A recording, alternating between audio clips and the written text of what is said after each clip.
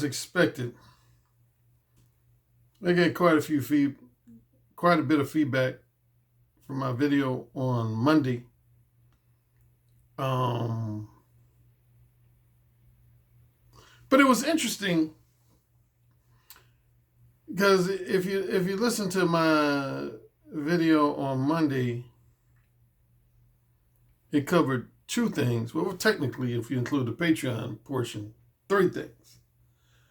I spent the first roughly 20 minutes talking about some feedback I got from a follower of mine who was remarking on my unique background as a dating coach. In simple terms, he said that he felt I was unique because I was one of the few professional dating coaches who had a college degree, at least a bachelor's degree, and secondly, that came from a family background where my parents were not divorced, or I didn't have a strained relationship with my mother and or father, or a non-existent relationship with my mother and or father. And that's something I'm going to touch on today. Then the second thing I talked about was most men who tend to place a high emphasis on waiting for women to approach them first are men who are typically very afraid of being rejected. They're very afraid of being rejected, and along with that, they're also very afraid of being criticized, insulted, or humiliated or embarrassed in public in front of other people.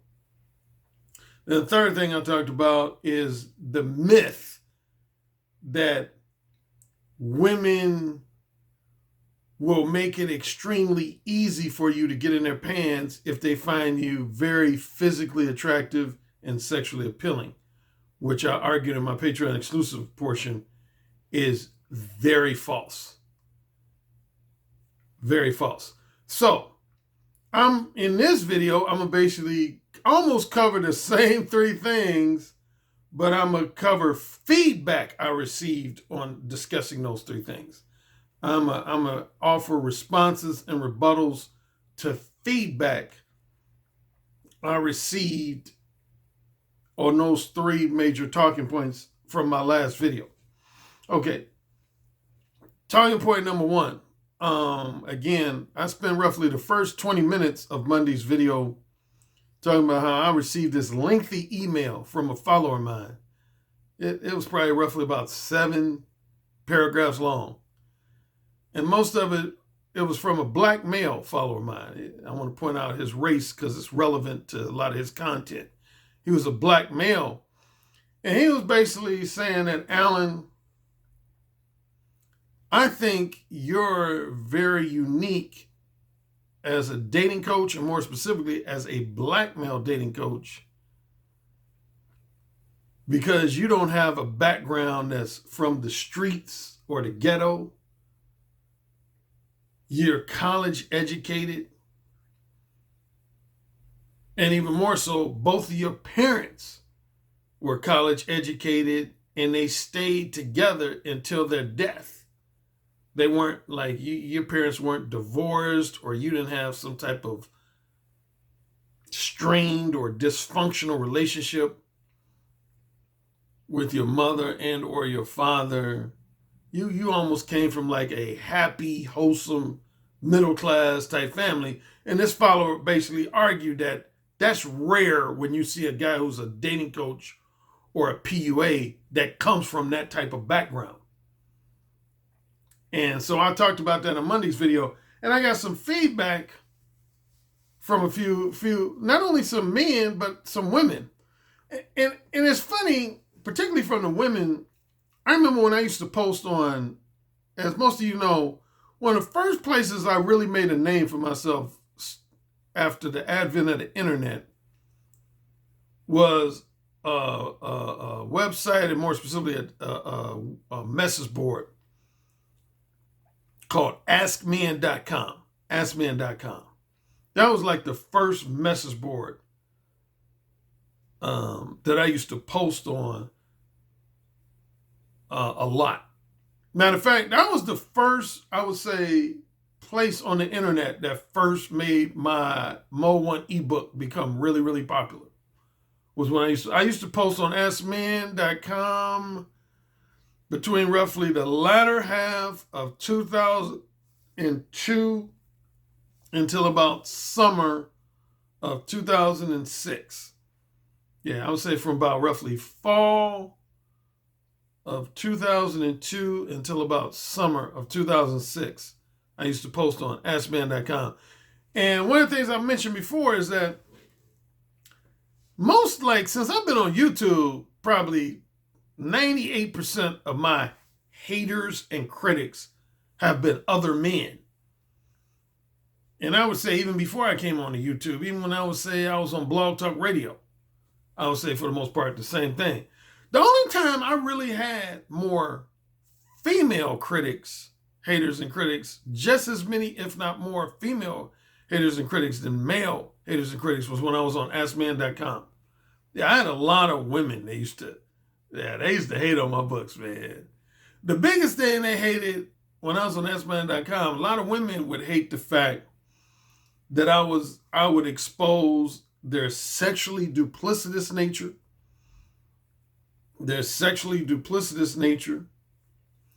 And I would highlight the fact that a high percentage of women were what I refer to as manipulative time wasters. As you know, I have 5 archetypes of women in my books: reciprocators, rejectors, wholesome pretenders, erotic hypocrites, and manipulative time wasters.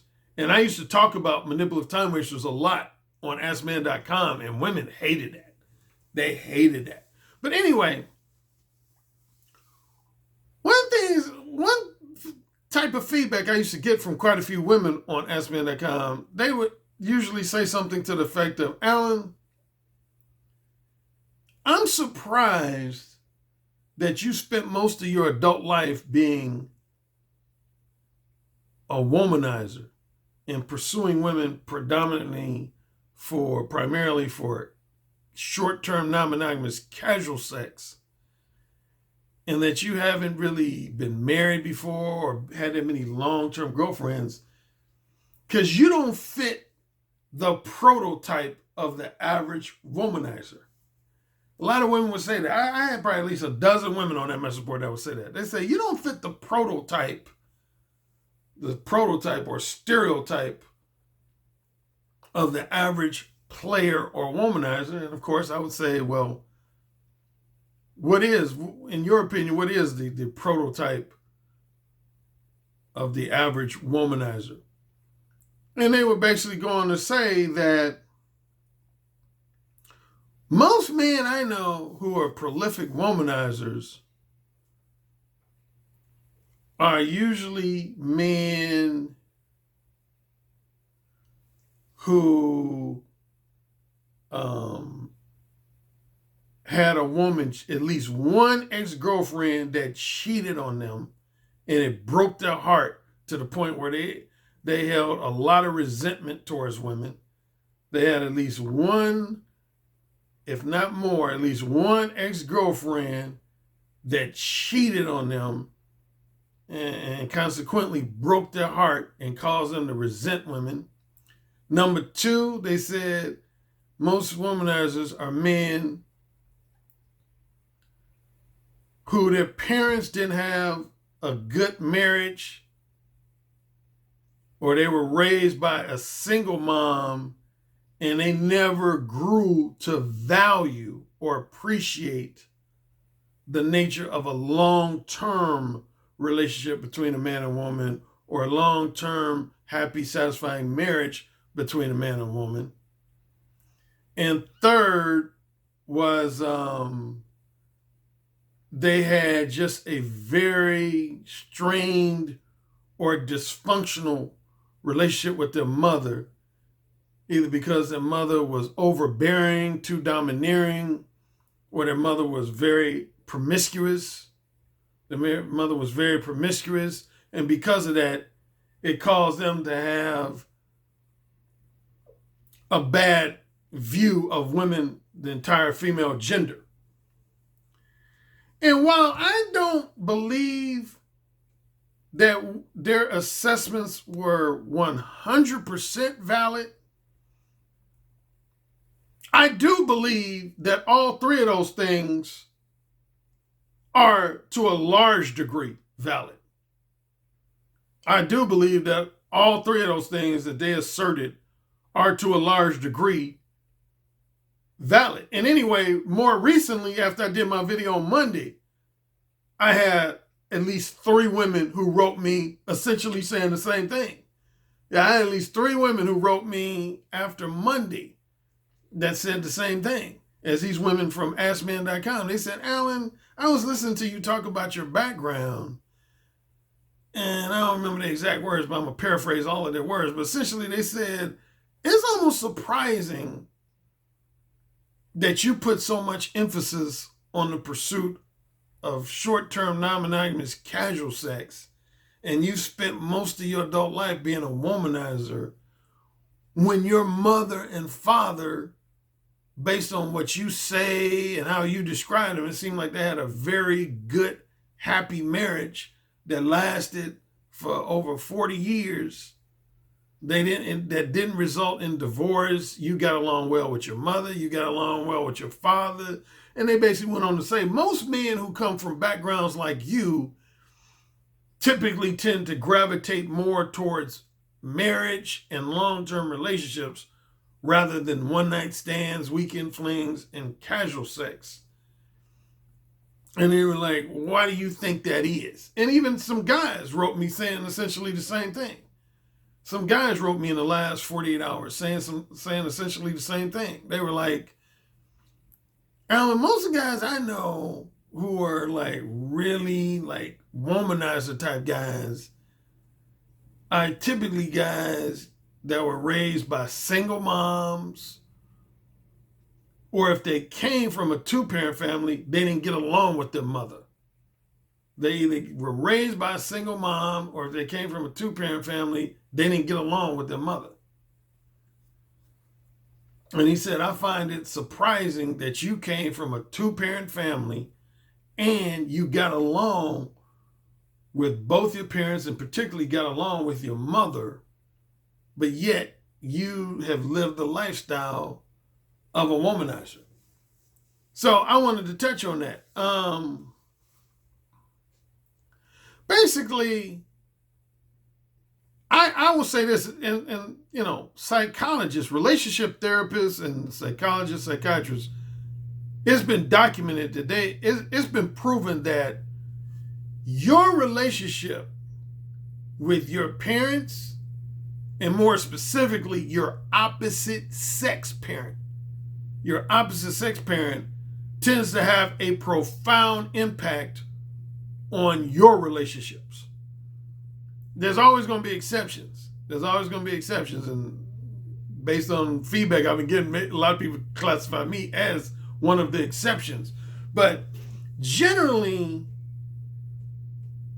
one of the things that's going to affect your behavior towards the opposite sex and how your love life and sex life unfolds throughout the course of your adult life is going to be either consciously or subconsciously influenced by your relationship with your mother. First, how you observed your biological mother and biological father getting along. How you observed your biological mother and biological father getting along. And more specifically, how you interacted with your opposite sex parents. So for example, if you're a man, your relationship with your mother. If you're a woman, your relationship with your father. Those relationships are going to have a profound impact on how you view the opposite sex.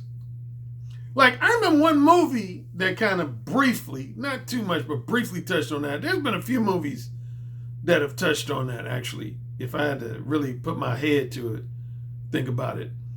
But just off the top of my head was a movie called The Best Man with Morris Chestnut, Sanaa Lathan, who I talked about recently, Taye Diggs, and most notably Terrence Howard. Terrence Howard's character in The Best Man was a guy a fictional character who fell in that category. He was like a major womanizer within the context of the story. And I remember Nia Long's character and one or two of the other characters in the story suggested that one of the reasons why he was this prolific womanizer was because he really didn't get along with his mother. He really didn't get along with his mother.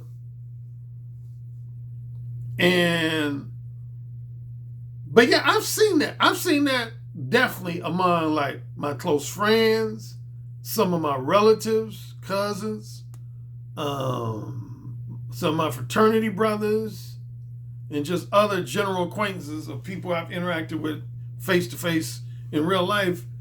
I've seen those type of relationships affect people. Like with women, if they had like a non-existent father or they had a strained relationship with their father, it kind of negatively affected their attitude towards men.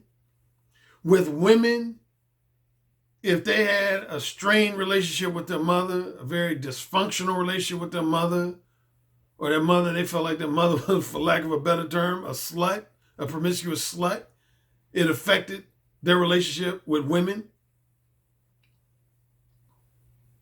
Well, with men, I would say both parental relationships tend to have an effect on them more so than women. With women, I would say it's predominantly their relationship with their father that has a profound effect on them. But with men, I would say it's both their relationship with their mother and their father in many cases. It's their relationship with their mother and their father. Yeah, but again, going back to those three assertions that women from Ask Men said, I'll start with assertion one.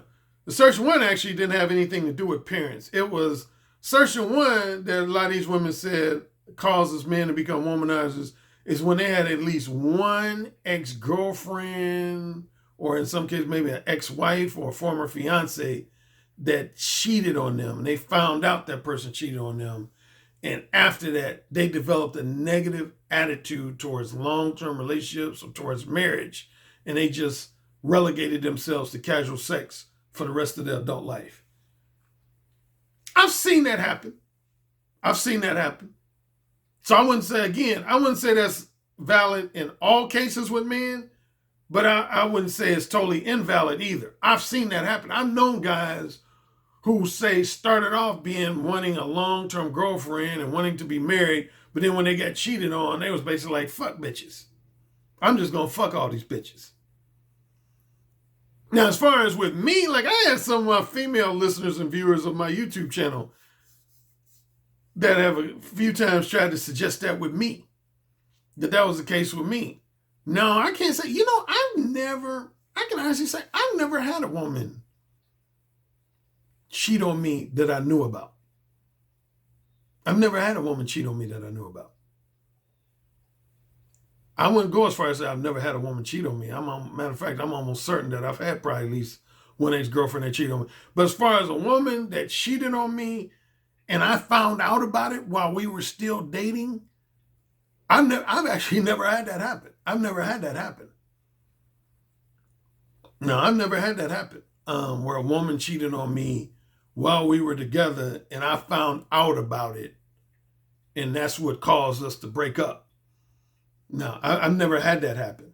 I'll say this. If any ex-girlfriend of mine cheated on me, they did it behind my back. And I didn't know about it.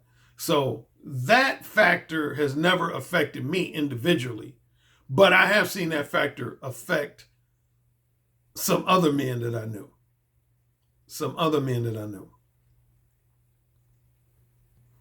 The assertion number 2 was a man is likely to become a womanizer if he had either a strained relationship with his father or a non-existent relationship with his father. A strained relationship with his father or a non-existent relationship with his father, due to the fact that his mother and father got divorced. Yeah, due to the fact that either they got divorced or in some cases they were never married in the first place. They were never married in the first place. I've seen that happen. Now, I've seen that happen. So again, I wouldn't say that assertion or factor is 100% valid in all cases with men who end up becoming womanizers, because I know exceptions to that, but I have seen that have happened. Now, again, with me individually, of course, I would definitely be an exception to that because, again, my mother and father were married for like 43, 44 years before my father died. Yeah, my mother and father were married for over 40 years before my father. My father died in March of 2002, and then my mother passed away in December 2007. So, yeah, I didn't come from a family that had marital dysfunction. I mean, that's not to say my mother and father didn't argue. They had their disagreements and spats and that type of thing. But as far as divorce, I don't know how it feels to come from a divorced family because my parents stayed married. And yeah, I had a great relationship with my mother and my father. Now, I would say my relationship, I probably had more arguments with my mother than I did with my father. But I think all children are going to have disagreements and arguments with their parents from time to time. So I'm not suggesting that me and my father never disagree with each other on different things, or me and my mother never did. The biggest difference I had with my mother and father, and I mentioned this before, was simply we had a major generational gap. We had a major generational gap, meaning that if you were to read my book, The Beta Male Revolution, or listen to the audiobook, you'll see that when it comes to evaluating dating rituals and dating morals, values, and ethics, I tend to divide the dating scene as the dating scene before the 1960s and then the dating scene starting with the 1970s up until now. The dating scene before the 1960s and the dating scene starting with the 1970s up until now. And see, my parents came from the era of the dating scene before the 1960s. So their whole belief system and attitude system towards the general nature of dating was totally different from mine. If I had to put it in simple terms, I wrote an article about this where I divided dating in terms of old school versus new school. My parents came from old school dating rituals. I came from new school dating rituals. And that was the main, if there was any main difference between me and my parents, particularly as related to dating and relationships, it was simply that they came from old school dating rituals, whereas I was brought up in new school dating rituals.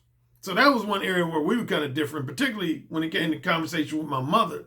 Like my mother, she didn't believe in women having sex before marriage or just outside the context of marriage at all. My mother was very, very traditional and prudish in that regard.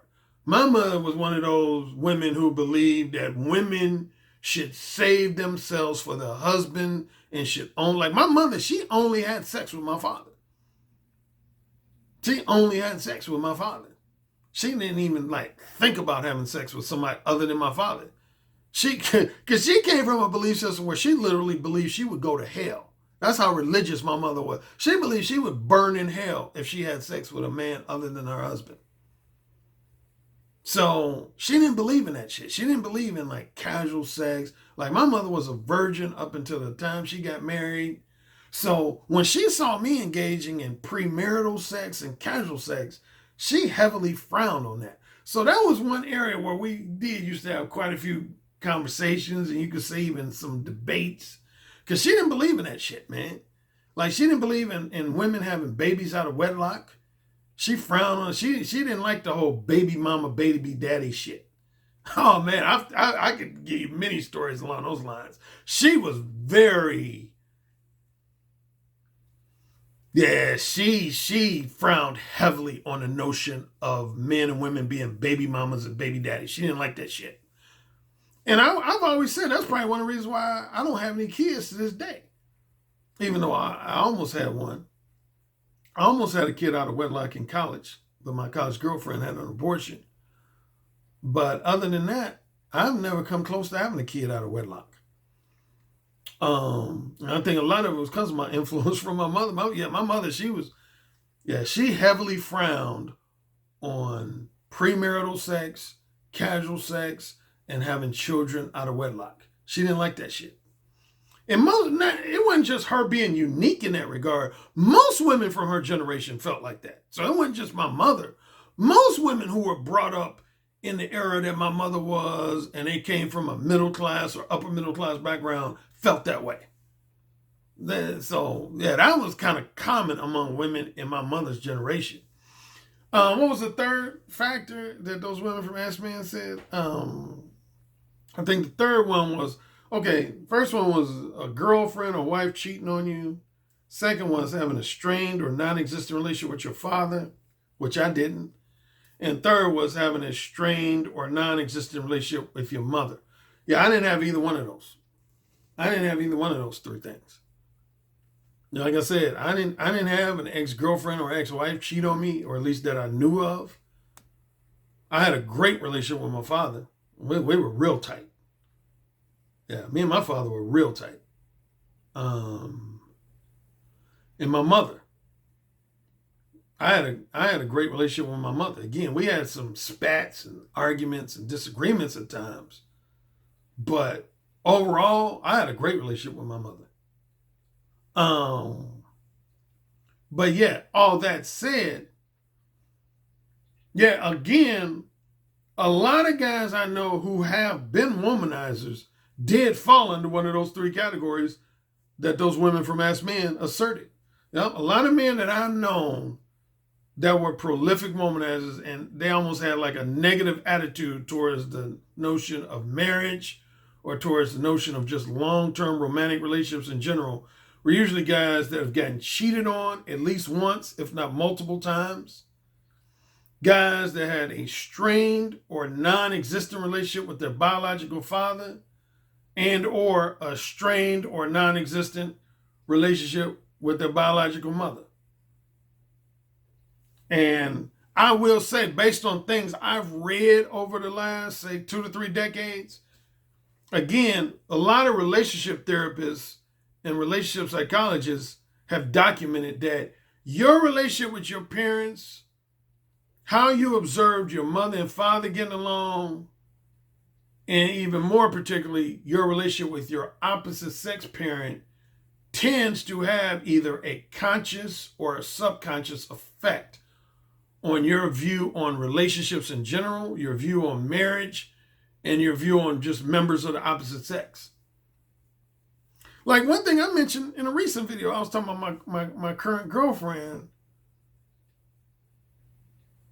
I knew even before she told me, I knew by just some of her behavior that she had a really close relationship with her father. Like I predicted that even before she confirmed that. I can tell just by her behavior. Like most women I meet, I can tell generally. There's been a few exceptions, but generally, I can usually tell within the first few times after I interact with a woman, if they had a close relationship with their biological father. Because generalizing a bit, most women who had a great relationship with their father tend to act totally different from women who had a strained or non-existent relationship with their father. I would even say men are that way. Not only would I say women are that way, but a lot of men are that way. Like a lot of men I know who had a great relationship with their father, there's exceptions, but they tend to act totally different than men who had a strained or non-existent relationship with their father. They tend to, in most cases, not all, there's exceptions, but in most cases, they tend to be different. I give you one off the top of my head would be towards violence and criminal activity. Most of the men that I've known personally in my life who tended to lean towards a lot of violent behavior and a lot of criminal-oriented behavior were typically men who either had a non-existent relationship with their biological father or a very strained relationship with their biological father. Whereas most men I know who had a really close relationship with their father, they generally didn't tend to engage in a high degree of violent behavior or criminal-oriented type behavior. There's some rare exceptions to that, but generally speaking, that's what has been my observation. So, all that to say, yes, your relationship with your parents can, in many ways, affect how you view the idea of engaging in a long-term relationship. It can affect your attitudes towards marriage and wanting to raise children, and it can affect just your overall assessment or attitude towards members of the opposite sex. Yeah, it can help. But yeah, I would say as far as the whole womanizer thing, I'm probably an exception. Well, I ain't gonna say probably, I know I am. I'm an exception based on those three things that both women on Ask Men said, and these women in the last 48 hours said that they were surprised that I've never been married, given that I came from a two-parent household. Yeah, but my womanizing had nothing to do with a poor relationship with my mother or father. It had nothing to do with it. I just I just love pussy and I love fucking.